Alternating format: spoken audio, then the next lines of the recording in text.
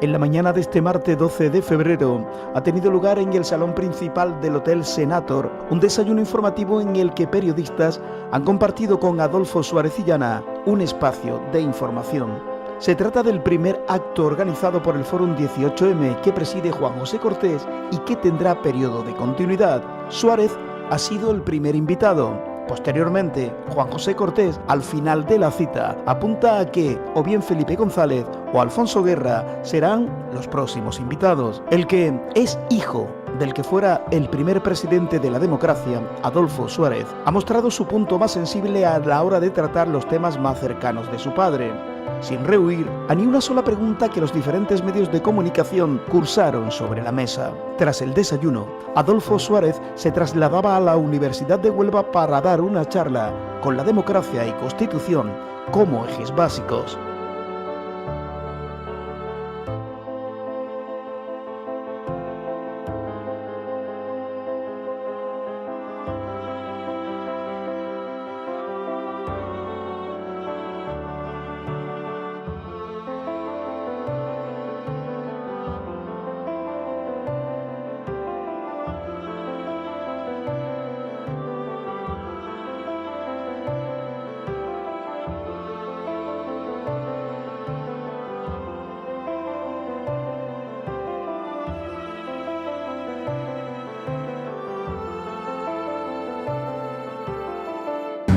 En principio, agradecido en nombre de la organización de Fórum 18M que la asistencia de todos vosotros, este desayuno que vamos a tener con don Adolfo Suárez Illana, súper conocido, no hace falta presentación, os voy a explicar simplemente el formato que vamos a hacer.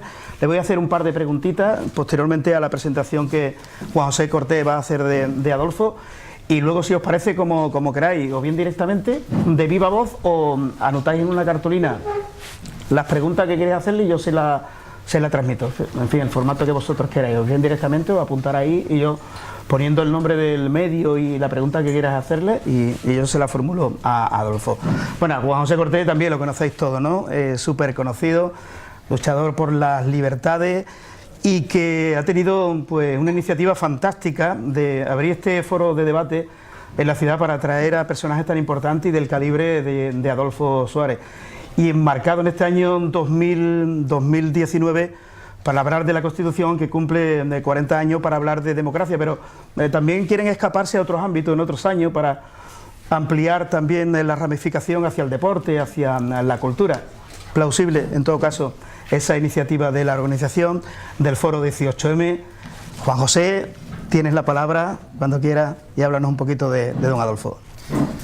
Bueno, nada, muchas gracias a todos los medios que han venido a una mañana que yo creo que va a ser muy bonita, intensa y además con un contenido que nos va a dar Adolfo, creo que más que interesante, ¿no? Y bueno, creo que hay algunos temas de actualidad que también pueden aparecer, no lo sé, a lo largo de la mañana. Bueno, ¿qué decir de don Adolfo Suárez Illana, ¿no? Yo creo que es una persona, bueno, pues que conocida en España, hijo de Amparo Illana y del expresidente del gobierno, don Adolfo Suárez, ¿no? Estudió Derecho en la Universidad de CEU en San Pablo y realizó la tesis doctoral en la Universidad de Harvard.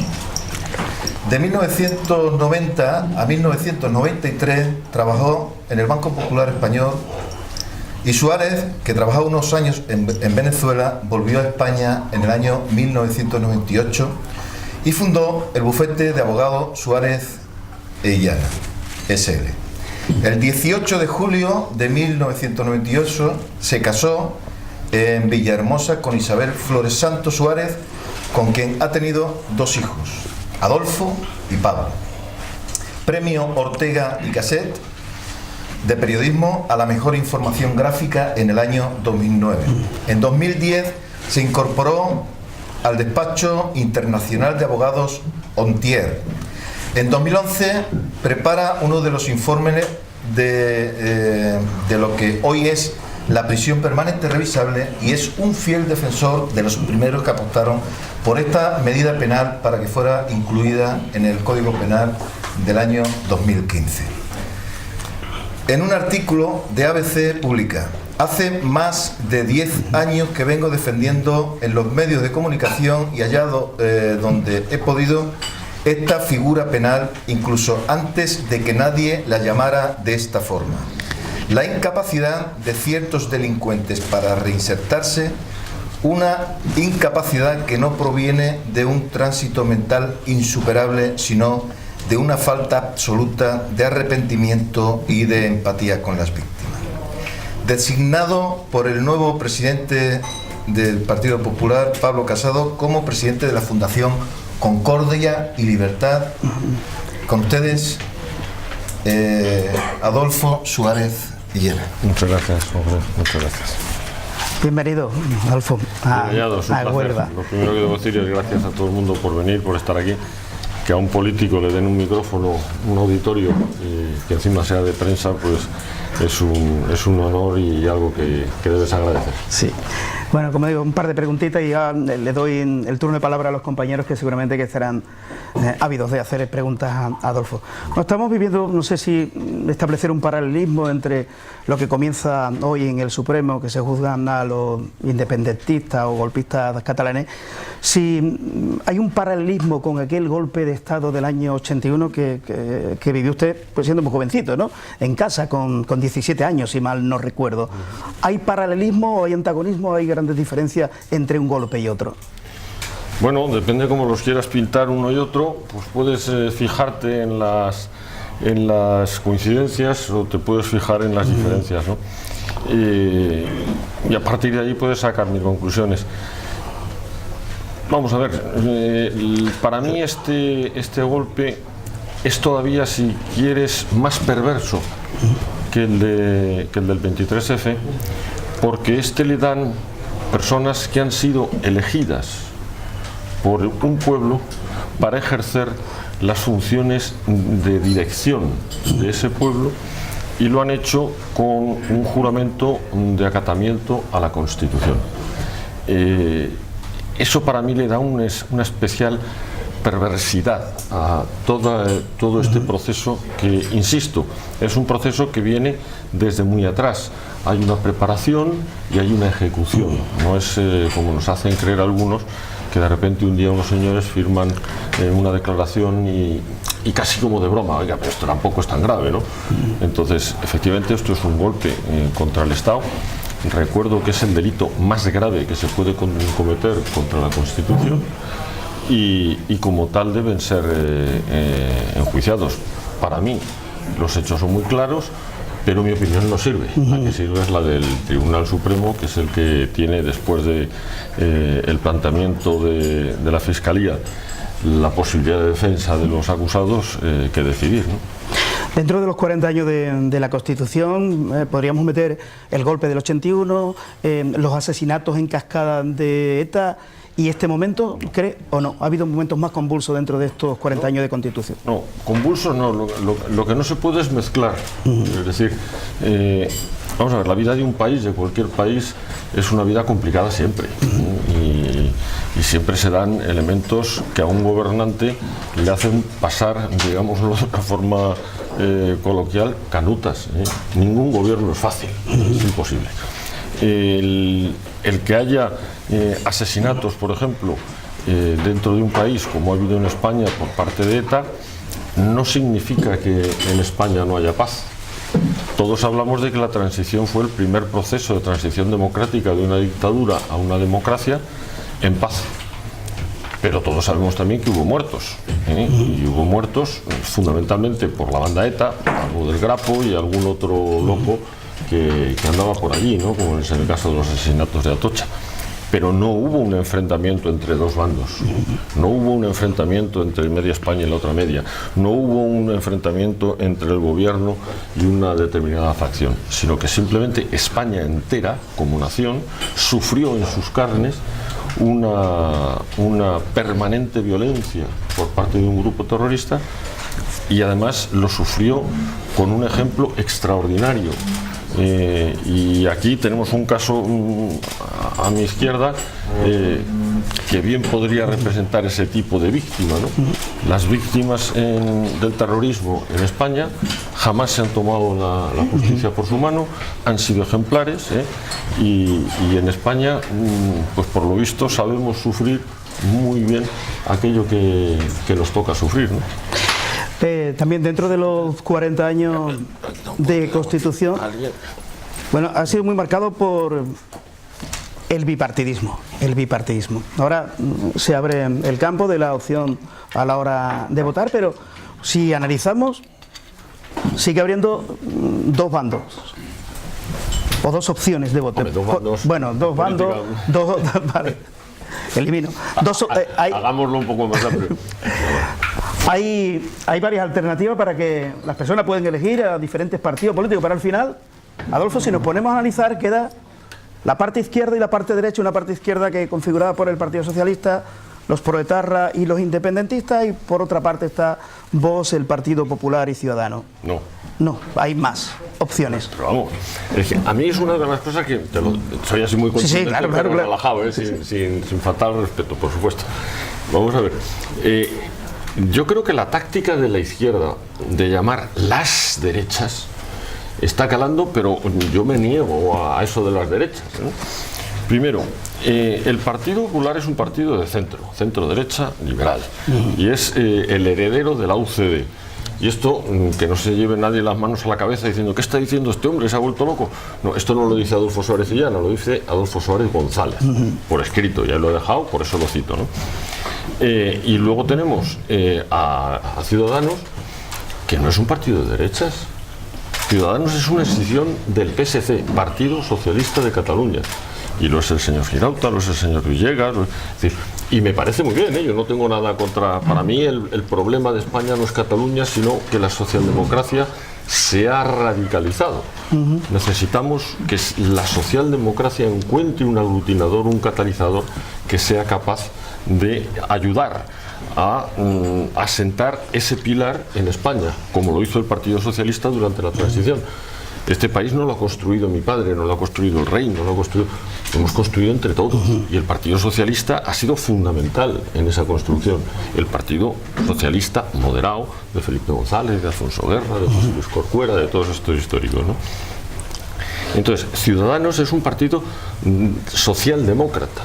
Es un partido que, por ejemplo, defiende una ley de plazos en el aborto, por mucho que a Rivera le cueste ahora hablar de ese tema, porque parece ser como que le molesta. Es un partido que no ha defendido jamás la bajada de impuestos o la retirada del impuesto de sucesiones y donaciones. Aquí en Andalucía son ustedes testigos de eso. Sí. Parece ser que se ha caído del caballo de forma paulina, y se le han caído las conchas de los ojos, y ha visto la luz liberal, y ahora pues sí quiere eliminar el impuesto de sucesiones, etcétera. Entonces, eso de las derechas, no. Hay distintos partidos, que yo respeto, cada uno su ideología, los hay de izquierda, los hay de derecha, los hay de centro. A mí lo único que no respeto en política, a las personas sí, por mi formación de humanismo cristiano, pero las ideas no todas son respetables, y todo aquello que fomenta el odio para mí no es respetable. Aquello que fomenta el enfrentamiento o el odio no es respetable, porque este país, precisamente este país, España, y en este momento se ha construido y se ha basado precisamente sobre la exclusión del odio. La transición política española, y si me alargo y alguno quiere interrumpir o quiere hacerlo, que lo puedo hacer en cualquier momento, La transición política española, que algunos intentan denostar ahora, que nos intentan vender como un pacto del olvido, fue todo lo contrario. Fue un pacto sobre la viva memoria de las atrocidades que se cometieron antes, que a la gente se le olvida, antes, durante y después de la Guerra Civil. Se cometieron barbaridades, y fue precisamente la superación en paz, esa transición a la libertad, recordando esos horrores, lo que evitó el odio. Entonces, que a mí ahora ese pacto, ese abrazo de perdón que se dieron nuestros abuelos, me venga un nieto a deshacerlo, mire, claro, y basado en el odio, no. Defendiendo con la palabra lo que quiera, pero con el odio no. Bien, última pregunta por mi parte, ¿de acuerdo? Adolfo, ¿Considera que la Moncloa está ocupada con cada kilo? Vamos a ver, parece que hay un ocupante en la Moncloa. Pero me ha entendido lo que he querido decir. Sí, creo. Lo mismo sí, no? lo mismo sí, Vale. pero a ver si me entiende usted la respuesta. Vale, sí. Siempre, y a Dios gracias, hay un ocupante en la Moncloa. Se trata de que el ocupante de la Moncloa, con C, lo sea con arreglo a las leyes.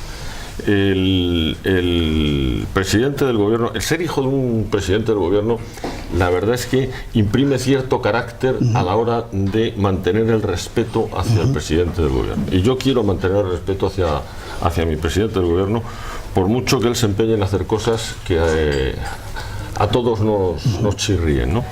El señor Pedro Sánchez es un ocupante legítimo y legal de la Moncloa. No hay otra forma de hacerlo, es decir, si no fuera así no estaría allí. Ya nos hubiéramos encargado las fuerzas constitucionales, las fuerzas parlamentarias, de evitarlo, ¿no? Otra cosa es que nos guste menos, otra cosa es que el procedimiento que ha elegido para llegar a la Moncloa va contra toda la ética que él mismo se había autoimpuesto. Porque él nos había dicho que jamás pactaría con Bildu o con los independentistas para hacer una moción de censura y hacer palabras textuales. Y luego lo hace. Luego va contra su propia ética, contra la ley no, contra la legitimidad tampoco, pero contra su propia ética por supuesto que va. Perfecto. O que mantenga un ministro que resulta que en pleno ejercicio de sus funciones como fiscal, en una conversación con un policía que ejerce de policía judicial y en plenas funciones, y con un juez en plenas funciones, resulte que ampare la prostitución de menores, o mienta, porque si dice que están prostituyendo menores y no es verdad, está mintiendo. Y si es verdad, está amparándolo. O que ampare la prostitución directamente para recibir información. Pues oiga, eso sí que a mí me parece absolutamente inhabilitante para estar en un cargo público, ¿no? Perfecto. Bueno, ¿cómo lo hacemos? ¿Directamente o leo directamente, no? ¿Empezamos? Yo, me gustaría hacerle dos preguntas sobre dos momentos históricos, haciendo un poquito... Cuando un amigo te hace una pregunta, casi lo peor, ¿eh? Bueno, yo creo que son dos momentos históricos que a mí me gustaría saber cómo lo vivió él, como uno de los principales protagonistas, pues su padre como presidente, y él viviendo dentro del núcleo familiar, ¿no? ¿Cómo vivió, primero, el golpe de Estado que se intentó dar? Porque ayer pues, comentábamos y hablábamos y él explicó un poco, y me sorprendió, ¿no? Cómo se vivió eso, una información que te llega y que bueno, que prácticamente se rompe todo lo que es la trayectoria de un país que intenta salir de una dictadura, ¿no?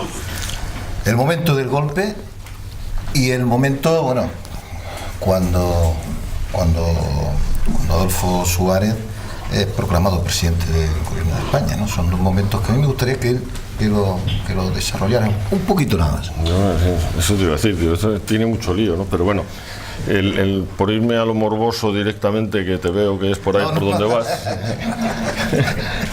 del tema del golpe.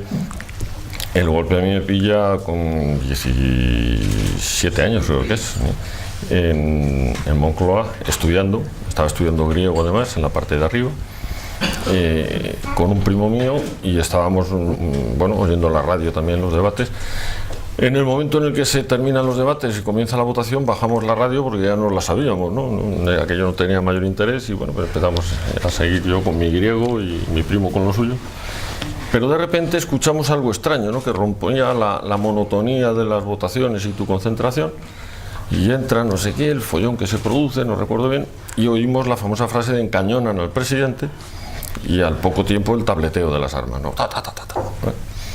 En la última planta de Moncloa, al fondo del pasillo, ahora aquello es otro mundo, ¿verdad? Que entonces era muy pequeñito todo, estaba el gabinete telegráfico con un compañero vuestro, la la centralita de teléfonos, que era de las de meter clavijas. Esa máquina a mí me producía una fascinación enorme, ¿no?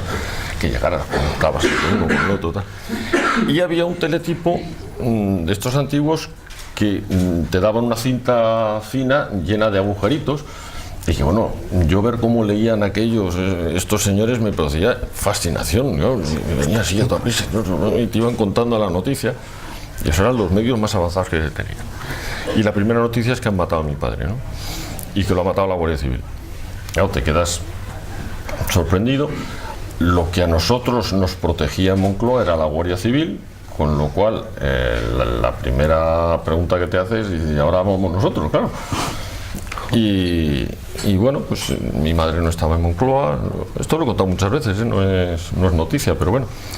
Y yo soy cazador de toda mi vida, tenía mi licencia, tenía todo y tenía las armas. Y entonces distribuí con mi primo las armas por los distintos sitios de Moncloa para que allí donde me pillaran, pues en mi inocencia, pues tuviera algo para defenderme, ¿no? Me imagino que duraría poco, pero bueno, lo que durase lo iba a durar defendiendo aquello, ¿no?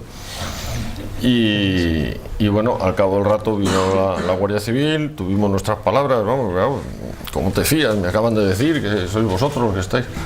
Al final llegó ya uno de los ayudantes militares de mi padre y tranquilizó las cosas. Al poco tiempo llegó un compañero vuestro que era Manolo Carrero, Barrio Pedro creo que era, Manolo Barrio Pedro. Y había sacado el famoso rollo en el calzoncillo, reveló las imágenes, nos empezó a contar ya que la actuación de mi padre había sido una cosa excepcional, etcétera.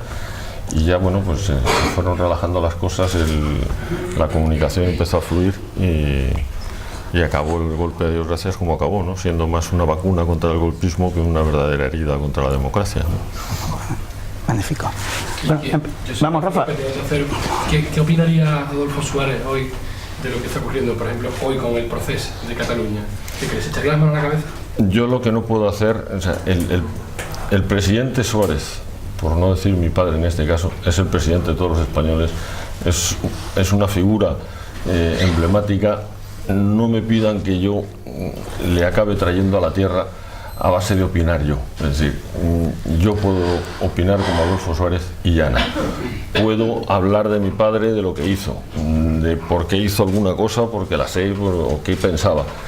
Pero el arrogarme la prerrogativa, la potestad o la soberbia de meterme en la cabeza de mi padre y decir lo que hoy mi padre haría, sería muy feo por mi parte. Con lo cual, de otra forma, ¿cree que en su momento Adolfo Suárez, presidente, por su cabeza podía pasar en aquella época que en algún momento de la historia de España podía desembocar una situación como la que se está produciendo en estos momentos?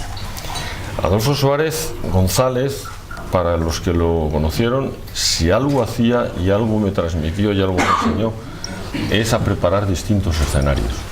Sí, la vida al final se desarrolla con muchos actores que van cambiando los planes de juego, ¿eh? Tú empiezas el ajedrez jugando una partida de una forma y puedes acabar de otra porque el que tienes delante interactúa, cambia. Y precisamente lo importante es ser capaz de tener previsto qué opciones o qué escenarios se te pueden plantear en un momento determinado. Un planteamiento de un golpe de Estado estaban absolutamente en la cabeza de Adolfo Suárez desde el principio. La propia Constitución prevé situaciones de este tipo. El artículo 155 de la Constitución no está ahí porque a nadie se le ocurrió, está precisamente porque a alguien se le ocurrió que efectivamente se podía dar una situación como la que se ha dado en Cataluña, ¿no? Otra cosa es la intensidad, la forma, el caso concreto, cómo se ha dado. Bueno, pues no sé si se le ocurrió o no, pero a Dios gracias, a alguien se le ocurrió algo y algún instrumento tenemos para poder pelear con ello. Hola, soy Elena de Huelva Información. Ha comentado que en política, bajo su punto de vista, aquello que fomenta el odio no merece su respeto, no es respetable. Y al hablar de esa expresión que no comparte respecto a las derechas, cuando se mete en el mismo saco al PP y a Ciudadanos, yo quería preguntarle por Vox, ¿cuál es su opinión? Hay quien achaca a este partido que con temas de igualdad de género y de inmigración fomenta el odio, no sé cuál es su punto de vista. Bueno, el Vox es un partido y que yo sepa es un partido constitucional y desde ese punto de vista me merece todo mi respeto. Hay gente que se empeña en dar carnés de constitucionalismo en función de que te gusten a ti o no te gusten las cosas. Yo no conozco a nadie en este país, y si hay aquí alguno presente, por favor levante la mano y que me lo diga, porque la verdad es que voy a tener el honor de saludar al primero. No conozco a nadie que esté de acuerdo con el 100% de la Constitución. Y quizá precisamente por eso es la mejor de las constituciones que hemos tenido. Porque todos hemos cedido algo para que todos se puedan sentir relativamente a gusto. Yo, por ejemplo, a mí no me gusta para nada, me parece una aberración jurídica el jurado popular, pero está en la Constitución. ¿Soy anticonstitucionalista por eso? No. A Vox no le gusta el Estado de las autonomías. ¿Es anticonstitucionalista por ello? No. El Partido Socialista dice que es republicano. Nuestra Constitución dice que somos un Estado social y democrático de derecho bajo la forma de una monarquía parlamentaria. ¿Es anticonstitucionalista el PSOE por ello? No. El PDK defiende la independencia. ¿Es anticonstitucionalista por ello? No. Nuestra Constitución prevé que te puedas enfrentar a la Constitución. Anticonstitucionalista es el que usa medios fuera de la Constitución, no para compartir sus sueños y sus ideales, sino para imponerlos a los demás.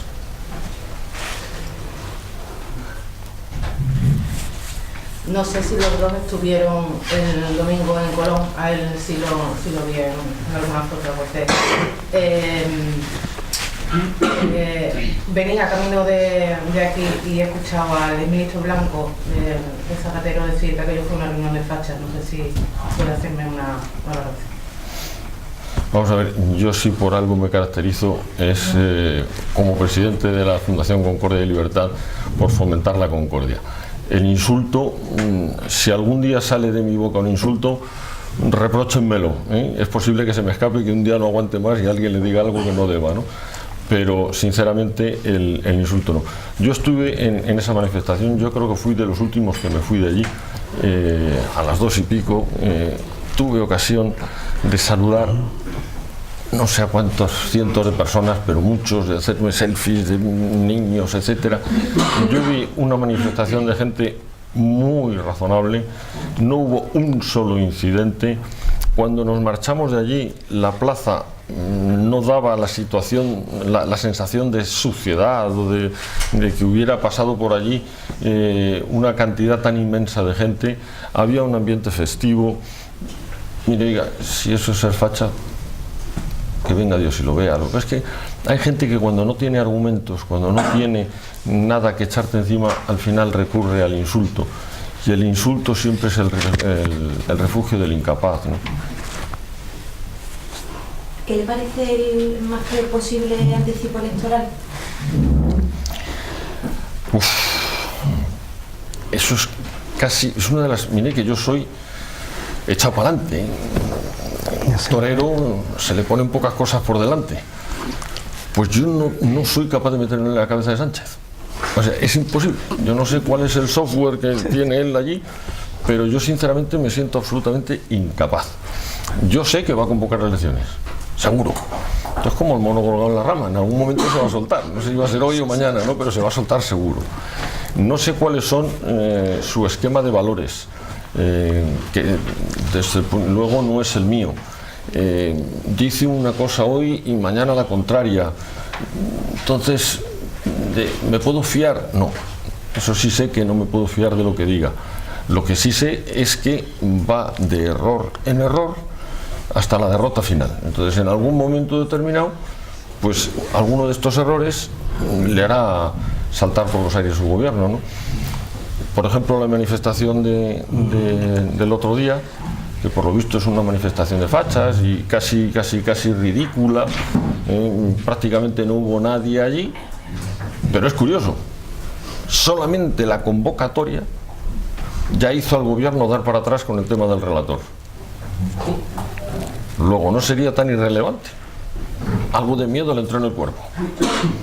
Después de que se produjera, yo sinceramente lo que he visto es que hay una enorme parte de españoles, que no me atrevo a cuantificar, pero hay una enorme parte de españoles que está, por decirlo de alguna forma suave, cansada de una serie de cesiones y de una forma de hacer política, que es la del señor Sánchez. Acabará convocando elecciones. Cada día que pasa, los datos son peores para él y para su partido. Los varones empiezan a presionar. Si aquí en Andalucía, que era el bastión inexpugnable del socialismo, ha ocurrido lo que ha ocurrido, con un desgaste del PSOE tan acuciante, y precisamente por la política nacional, ¿qué no estará ocurriendo en Ávila, en Segovia, Salamanca o en Vigo, ¿no? Los dirigentes del Partido Socialista, si algo están transmitiendo, es nerviosismo. ¿Por qué? Porque su gobierno les está haciendo muy difícil las opciones electorales. La presión existe. Y eso en cuanto al Partido Socialista. En cuanto al Partido Popular, por ejemplo, pues ¿qué quiere que le diga? Que vemos con urgencia las elecciones. Y si usted me pregunta, dice, pues hombre, si cuanto más atrás las eche, desde mi punto de vista partidista, sería mejor, porque yo veo al PSOE en declive y al PP en ascenso. Pero desde un punto de vista nacional, cuanto menos tiempo esté un gobierno como este en la Moncloa, mejor. Y ahora que menciona usted la situación también de los partidos, ¿cómo ve usted la situación del Partido Popular con esa división que había, por ejemplo, en Andalucía, un sector que era más sorayista que casadista, así se ha definido, y ahora con el reparto de tareas en el gobierno parece que no hay mucho protagonismo por parte de los casadistas? Vamos a ver. Cuando se produce un proceso de elecciones dentro de un partido político, hay opciones. Y hay gente que opina de una forma y gente que opina de otra. Unos votan a uno, otros votan a otro. Efectivamente, salió Pablo Casado ganador de ese congreso, que no era, digámoslo así, el candidato del aparato. Afrontamos unas elecciones casi inmediatamente aquí en Andalucía con un candidato que en principio no era de Pablo Casado. ¿Y qué hizo la Dirección Nacional? Nos implicamos todos aquí hasta las orejas. Nos trasladamos como si fuera el candidato nuestro. ¿Por qué? Porque era nuestro candidato. Una vez que se vota en el partido, todos somos otra vez el mismo equipo, punto. Y nos ponemos a trabajar, y luego cada uno pone, cuando es elegido para un determinado cargo, utiliza gente de su confianza, que es razonable. Pero hay un ejercicio de integración, por supuesto que hay un ejercicio de integración. Y yo creo que el Partido Popular está bien unido. ¿Que hay gente que opina de una forma? Sí. ¿Que hay gente que opina de otra? Sí. Ahora, nosotros pretendemos aglutinar a 11 millones de personas para gobernar. No hay 11 millones de personas iguales. No hay 11 millones de personas que opinen al 100% igual. Ni dentro del partido. Yo no he conseguido estar al 100% ni siquiera con mi mujer, a la que adoro. Y ella conmigo menos todavía. Entonces, no podemos pretender que el presidente, bien sea del gobierno, bien sea de mi partido, bien sea de mi empresa, coincida al 100% conmigo. Lo importante es que coincidamos todos en el proyecto, y que nuestras diferencias no impidan el avance. Por volver a nuestros orígenes, las discrepancias entre el partido de la OCDE, AP, los convergentes, el PC, en la época de la transición eran brutales. Y sin embargo, esa discrepancia no impidió que fueran capaces de redactar en un tiempo récord una constitución de las más modernas del mundo. La discrepancia no es una patología, ni mucho menos. Es una fuente de riqueza, siempre y cuando vaya acompañado de respeto y de concordia al que discrepa, ¿no? No sé si he contestado. Bueno, podría repreguntar, pero tampoco se trata de... Se puede repreguntar y yo no me ofendo. Usted dice que vino el sector casadista, por decirlo de alguna manera así, más coloquial. Yo no he venido al sector casadista, yo he venido al PP. Digo, por definirlo de una forma coloquial. Soy amigo de don Pablo Casado, pero yo he venido al PP. Si se vuelca al sector casadista, hay un apoyo y luego no hay una contraprestación a cambio de decir, bueno, pues hacemos cesiones, ¿no? Que algunas personas pueden entender, ¿no? Que todos los consejeros sean del mismo sector. Pero crea eso un tipo de desavenencia. Pero que tampoco era por ahí. Pero por ejemplo, yo por seguir con esto, yo por ejemplo fui muy crítico con Mariano Rajoy al principio y ahí están escritos. Yo lo he publicado y lo he hecho con todo el respeto del mundo. Entendí que no era el mejor candidato que se podía presentar. Y sin embargo luego ha sido un magnífico presidente y yo le he apoyado y he tenido discrepancias con él, pero he servido cuando se me ha pedido. Es decir, el no ser, digámoslo así, miembro de una corriente interna imperante en un partido político en un momento determinado, ni te inhabilita ni te convierte en un enemigo de la causa. Esto es el Partido Popular es un portaaviones y los que hemos...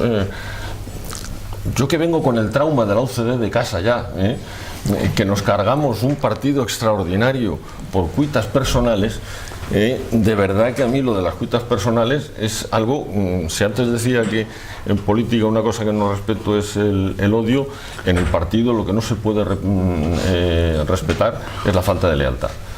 Mire, oiga, ha ganado un señor que tiene derecho a marcar una línea, digámoslo así, directora, y dentro de esa línea directora, y por supuesto siempre y cuando no acabe por enfrentarse a tus principios más básicos que puedas tener, pues chico, hay que remar en esa dirección.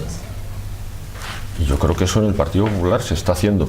Yo no hago otra cosa prácticamente que viajar por toda la geografía española, intentando, pues eso, integrar el partido, dar a conocer el proyecto, conectar con la gente, con la sociedad, con los medios.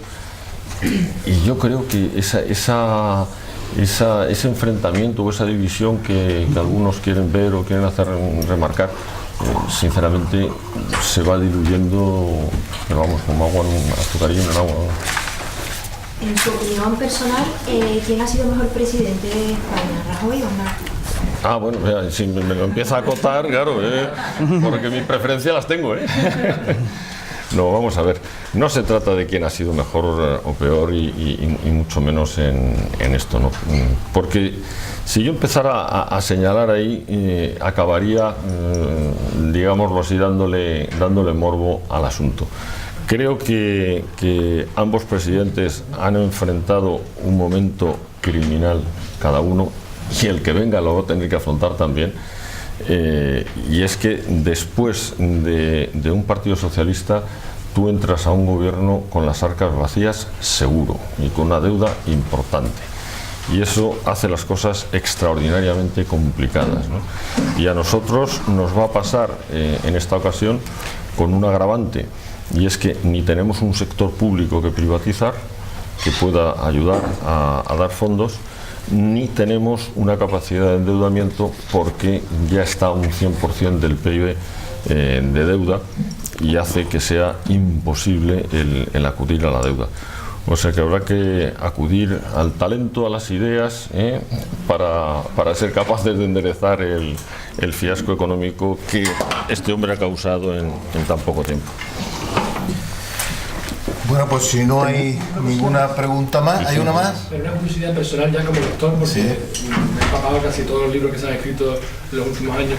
¿Cuál sería su libro, el que crees que se ajusta más a la realidad de Adolfo Suárez, el que cuente el relato de Fernando Onega quizá? Ninguno.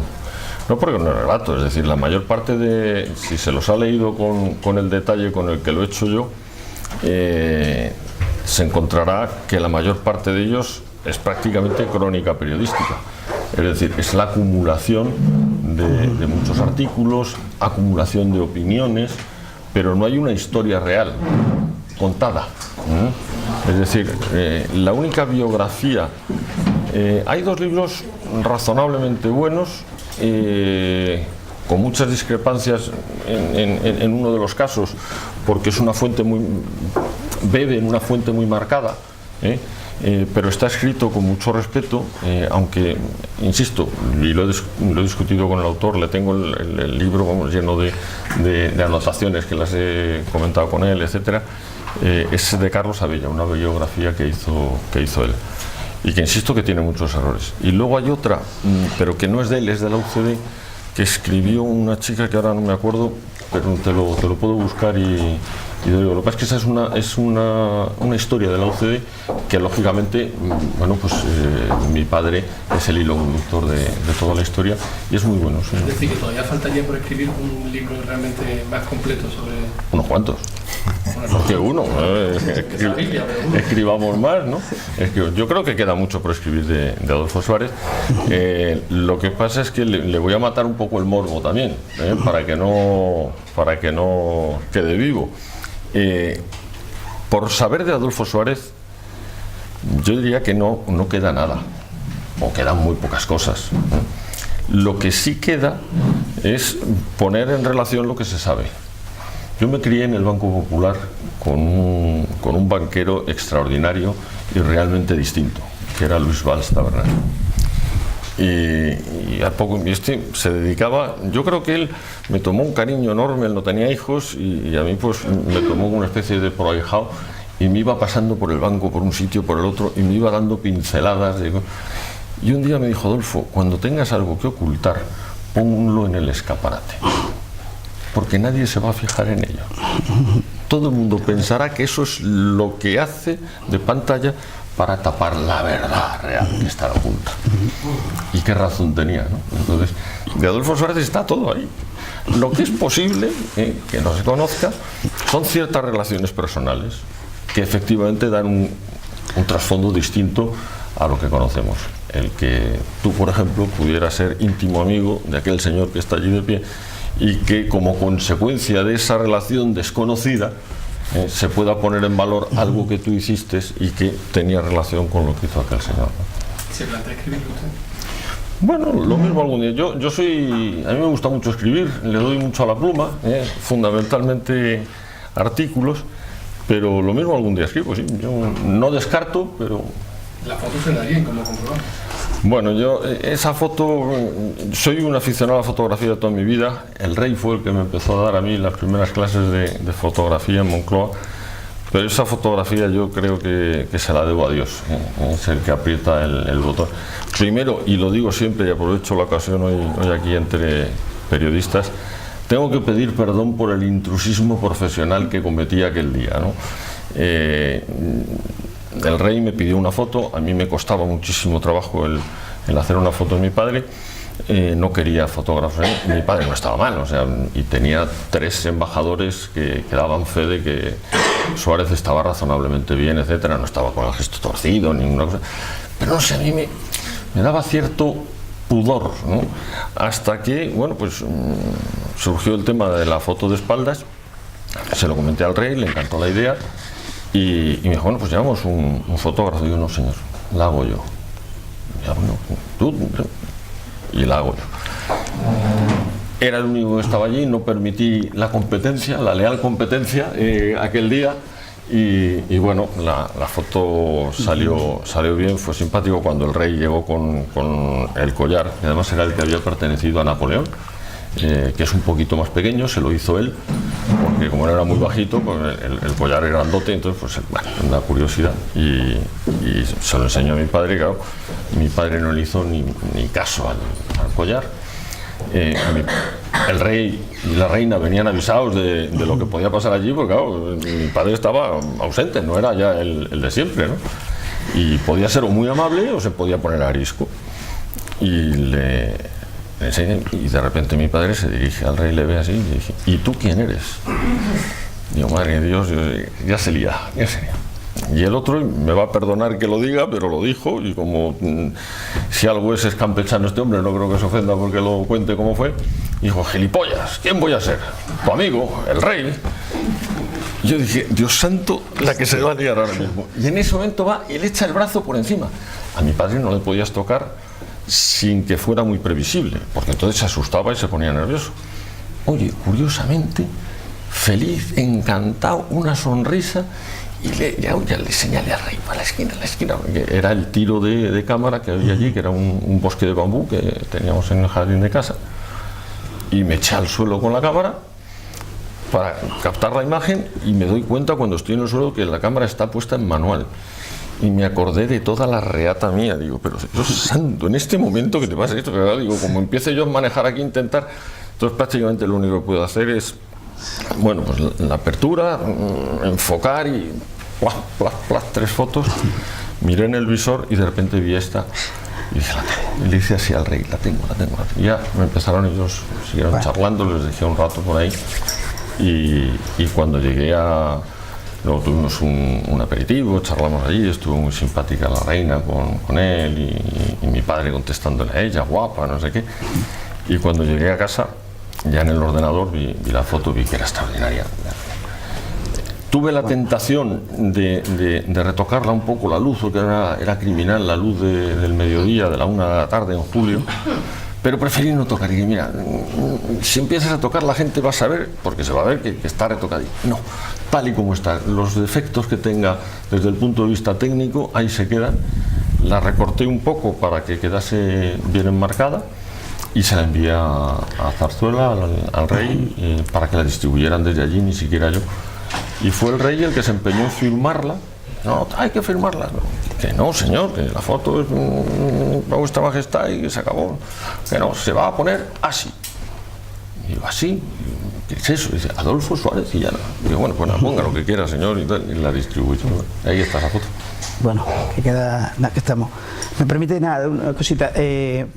Como suelo terminar mis entrevistas, voy a dar una serie de nombres propios, a ver si puede poner un adjetivo a cada uno de los nombres propios, o una frase. Eso es complicado, pero un esfuerzo, ¿vale? No, eso no es un esfuerzo, eso es meterme en una trampa. Adjetivo, una frase no muy larga. Yo puedo prometer y prometo que no voy a hacer caso, o sea, yo contestaré lo que se me ocurra. Una frase de 5 o 6 personajes, solamente. 5 o 6, no más. No, sí. Venga, vamos a empezar. Tú pregunta lo que quieras, que yo contesto lo que quiero también. Donald, es por la premura de tiempo. Donald Trump. Presidente de Estados Unidos, ¿no? Nicolás Maduro.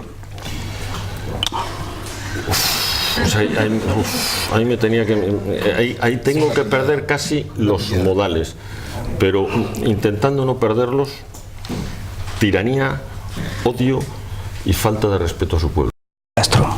Lo mismo. Putin. Presidente de Rusia. Juan Carlos I. El mejor rey de España. Felipe VI. Hasta ahora. Felipe VI. Va camino de poder ser el mejor rey de España también.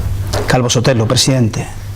Un gran presidente, una gran persona y seguramente el más inteligente y el más intelectual de los presidentes que hemos tenido. Felipe González. Astucia y capacidad. Aznar. Un gran presidente. Zapatero. El peor presidente de la democracia española hasta que ha llegado Pedro Sánchez. Me ahorra entonces, me ahorra uno. Sabía que sí, claro, iba al siguiente, Rajoy.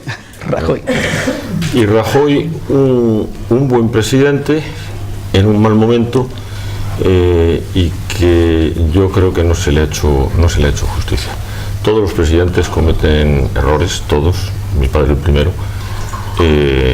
Pero la desafección, la ingratitud que se ha tenido con Rajoy, o cómo se ha cebado la gente con Rajoy no es justa. Rajoy no ha hecho méritos para recibir el desprecio que recibe, o por no decir el desprecio, el rechazo que suscita. Yo creo que con el tiempo Rajoy se le ponderará y se le tomará con mayor ecuanimidad y su figura ganará muchos enteros. Torras. El silencio es válido también para la respuesta. Vale. Termino. Santiago Abascal. Pues fue un compañero de partido que en un momento determinado decidió emprender otra aventura. Mi respeto por él y y a luchar en la mejor lid, ¿no?, entre políticos. Muy bien. Bueno, pues Juanjo, ¿alguna cosita más? Dejamos que sea Adolfo el que se despida de los compañeros, ¿te parece? Nada, quedan inaugurados los Juegos, perdón. Los Juegos Olímpicos, ¿no? Joder. El Foro 18M, un foro transversal, apolítico y un foro de opinión neutral. Y Adolfo, si quieren decir alguna última palabra para los compañeros. No, yo no puedo decir otra cosa que muchísimas gracias.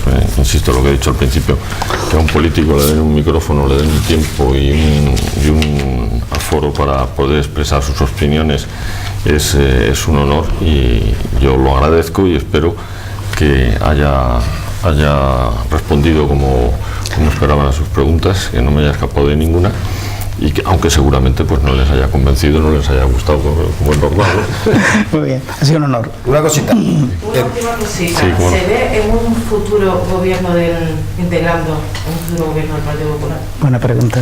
Mire, yo soy un desastre como político en una cosa, que es que tengo cero ambición política. Cero. Yo estaba viviendo como un rey, si me permite el rey la expresión, en mi empresa, y lo he dejado todo para implicarme en un proyecto político, porque sinceramente veo que está en peligro la concordia que mi padre ayudó a construir en su momento. Ese es el motivo mío para estar en política. Ni siquiera estoy en el ejecutivo del partido por deseo propio, porque mi intención no era esta. Mi intención era poner al frente del partido a alguien en el que yo confiaba, alguien en el que yo tenía puestas las esperanzas de una renovación importante. Y eso lo hice, y luego me fui a mi casa, y fue cuando posteriormente, con la deriva que viene tomando el gobierno socialista, con los filoetarras, con los independentistas, cuando me hace saltar y decir tengo que dar un paso adelante y dedicarme más. A eso añádale que yo ya he estado en la Moncloa, que yo ya sé lo mal que se pasa en la Moncloa, y que tengo poquísimas ganas de volver a la Moncloa. Lo que sí tengo muchísimas ganas es de que Pablo Casado ocupe la Moncloa con un gobierno extraordinario, y en eso voy a dejar, vamos, hasta el último de mis pelos en la gatera para que sea así. Confío plenamente en ello. Esa es mi única ambición. El resto... Bueno, pues yo creo que hasta aquí. El próximo presidente que queremos traer es Felipe. Si Felipe González declinara... No, el próximo no, yo no soy el presidente. O sea, ex Felipe González. Es que como has dicho todo seguido, después dime, el próximo presidente que va a tener, de repente me da una categoría que no tengo. Si no pudiera venir o su agenda no se lo permitiera, le haremos el ofrecimiento a Alfonso Guerra, y creo que un debate Alfonso Guerra-Adolfo Suárez sería interesante, ¿no? Pues Alfonso Guerra, y lo digo aquí, algunas cámaras ya están apagadas, es un gran amigo mío, siento un aprecio enorme por él, y además, lo debo decir en público, le debo una gratitud absoluta. Fue uno de los tres testigos, de los tres embajadores, de los tres, como quieran llamarlo, que elegí para dar cuenta de cómo estaba mi padre.